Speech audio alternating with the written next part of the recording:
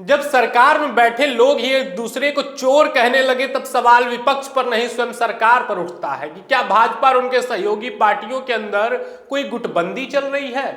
और कहीं ना कहीं यह बात नजर आ रही है कि 2027 के चुनाव भाजपा हारने वाली, क्योंकि अभी तक आपने देखा होगा कि ब्राह्मण समाज के कुछ नेताओं ने अपनी अलग से एक बैठक की। उस बैठक पर भाजपा के प्रदेश अध्यक्ष पंकज चौधरी नाराज हो गए। उन्होंने भाजपा के ब्राह्मण विधायकों को नसीहत तक दे डाली।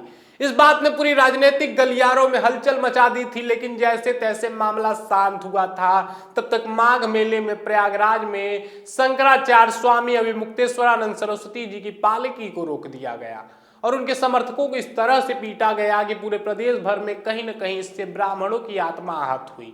अभी यह विवाद समाप्त भी नहीं हुआ है, तब तक भाजपा के अंदर ही मंत्री अनिल राजभर ने अपनी सहयोगी पार्टी सुभाषपा के मंत्री ओपी राजभर को और उनके समर्थकों को चोर कह डाला।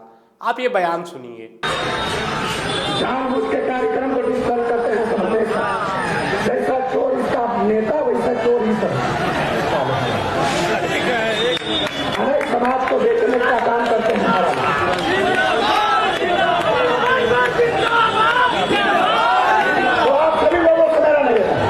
लेकिन ये जितना आसान दिख रहा है इतना ज्यादा भी आसान नहीं है। आप लोगों को लग रहा होगा कि ओपी राजभर के जब समर्थकों ने अनिल राजभर के सामने नारेबाजी करना शुरू किया, इस वजह से अनिल राजभर नाराज हो गए और उनके समर्थकों और उनके नेता ओम प्रकाश राजभर को चोर कह डाला।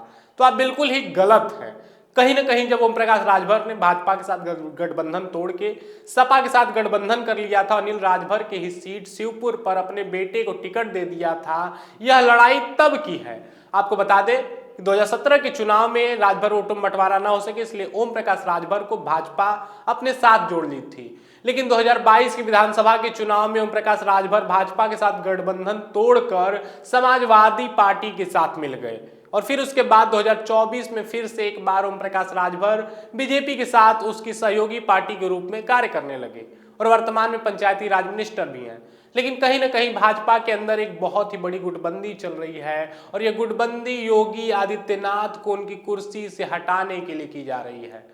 आप सभी को याद होगा 2024 का लोकसभा का वह चुनाव, वह समय जब लोकसभा चुनाव के अंदर इस बात की चर्चा जोरों जोरों से हो रही थी कि यदि भाजपा 2024 का चुनाव जीत जाती है, योगी आदित्यनाथ को मुख्यमंत्री पद से हटा दिया जाएगा। इसके बाद से भाजपा डैमेज को कंट्रोल करने के लिए अनेक प्रयास करती रही, लेकिन अब इस बात ने फिर से एक बार रफ्तार पकड़ ली है और भाजपा के अंदर ही कई सारे गुट बढ़ चुके हैं। ब्राह्मणों का अलग गुट हो चुका है, ठाकुरों विधायकों का अलग गुट चल रहा है और राजभर समाज के अंदर भी गुटबंदी चल रही है। एक तरफ राजभर गुट है और वहीं दूसरी तरफ ओम प्रकाश राजभर के पीले गमछे वाले समर्थक। और अब एक नया विवाद सुर्खियों में है जो कि योगी आदित्यनाथ के संत वाले छवि को भी धूमिल कर रहा है।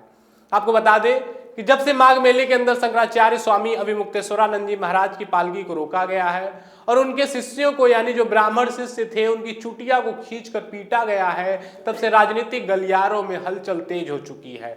चाहे पक्ष हो चाहे विपक्ष हो, सभी के ब्राह्मण विधायक कहीं ना कहीं नाराज नजर आ रहे हैं। इस बात की तुलना उत्तर प्रदेश के पूर्वांचल के सतुआ बाबा से भी की जा रही है। यदि माघ मेले के अंदर सतुआ बाबा को इतनी ज्यादा सुविधाएं मिल सकती है तो स्वयं शंकराचार्य स्वामी अभिमुक्तेश्वरानंद जी महाराज को क्यों नहीं। और जिन सतुआ बाबा योगी आदित्यनाथ खुलकर समर्थन कर रहे हैं, वह सतुआ बाबा भी कहीं न कहीं विवादों में फंसे हुए नजर आ रहे हैं। यह विवाद उनके व्यक्तिगत जीवन से जुड़ा हुआ है। वैसे तो संत का कोई भी व्यक्तिगत जीवन नहीं होता है, लेकिन फिर भी सतुआ बाबा के द्वारा महंगी महंगी गाड़ियों का प्रदर्शन करना कहीं न कहीं उनके साथ साथ योगी आदित्यनाथ के छवि को भी खराब करने का कार्य कर रहा है। और उसके साथ ही साथ यह बात भी सामने आ रही है कि जिस पार्टी को सींचने का काम सामान्य वर्ग के वोटरों ने किया है, उस सामान्य वर्ग के वोटर इस बार भाजपा सरकार से बहुत ही ज्यादा नाराज नजर आ रहे हैं, क्योंकि विश्वविद्यालय अनुदान आयोग ने एक नया नियम जारी किया है 15 जनवरी को ही, जिसके तहत कॉलेज और विश्वविद्यालयों के अंदर समानता स्थापित करने के लिए कमेटी का गठन किया जाएगा और इसके जरिए जाति भेदभाव को कॉलेज के अंदर समाप्त किया जाएगा। लेकिन यह नियम कहीं ना कहीं जनरल कैटेगरी के छात्रों को परेशान करता हुआ नजर आ रहा है और यह भी एक बड़ा कारण हो सकता है उत्तर प्रदेश में योगी आदित्यनाथ और भाजपा के पतन का कारण। वैसे इस मुद्दे पर आपकी क्या राय है, हमें कमेंट करके जरूर बताएं और हमसे जुड़े रहने के लिए चैनल को सब्सक्राइब, वीडियो को लाइक जरूर करें। धन्यवाद।